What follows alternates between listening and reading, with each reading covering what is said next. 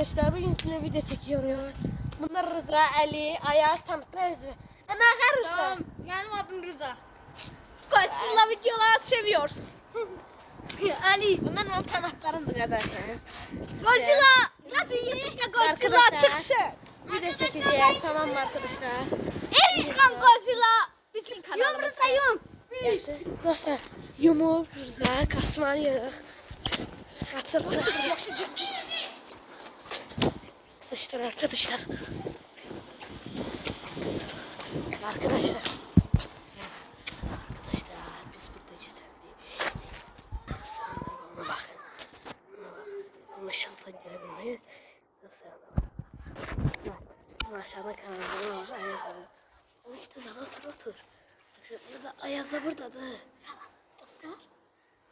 Gördük kardeşim biraz pis olabilir. Başlayın. Ben videoyu çekeyim. Bir kamerayı silmediğim diyeyim. Dostlar. Arkadaşlar size göstereyim. Ona bakın. Diğersiz dostlar. Orada dostlar. Ona bakın. Dostlar. Arkadaşlar. Sen gördün bence. Ayaz'ı gördüm. Ne söyleyeyim arkadaşlar. Evet, tamam. Ben görmem. Kaçtı.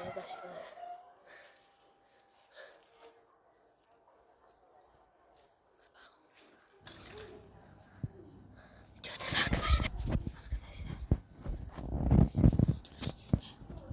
Arkadaşlar kanalımıza lütfen abone olun. Olacağız. Korkma mı?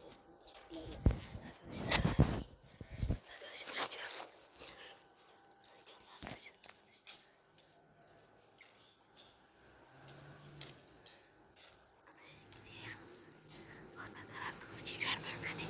Dostlar o kadar karanlıktı ki burası.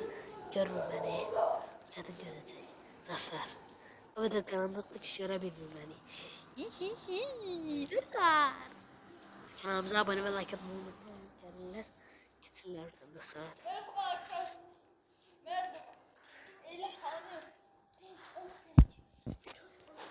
Dostlar ya bunlara bak. Buna bak Ayaz burada. Yerimi demir bak.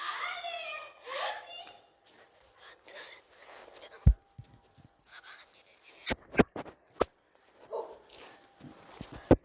Az kala bizi görürüz. Az kalmış iyi dostlar. Parmağımı görebilirsin. Diyorum dostlar.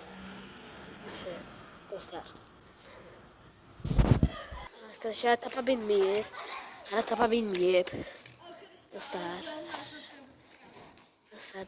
Burada bakmasın dostlar. Dostlar burada bakmasın. Buna bakmasın dostlar inşallah. Görmez. Görmesin dostlar. Normal görmesin. Haydi dostlar. Gördün dostlar. Gördün ben sana bırak. Şunun tipine bak. Bunun maymun tipine bak. Dikkat. YouTube'dan kanalına abone olmayı. Ha sen de reklamın. Geçiyorum. Cancılar orada bağlıyor. Sesin gelir. YouTube orada bağlayacak da biraz qabaqda. Lütfen kanalıma abone olmayı unutmayın. Orada. Oraya Kanala bakın. abone olmayı.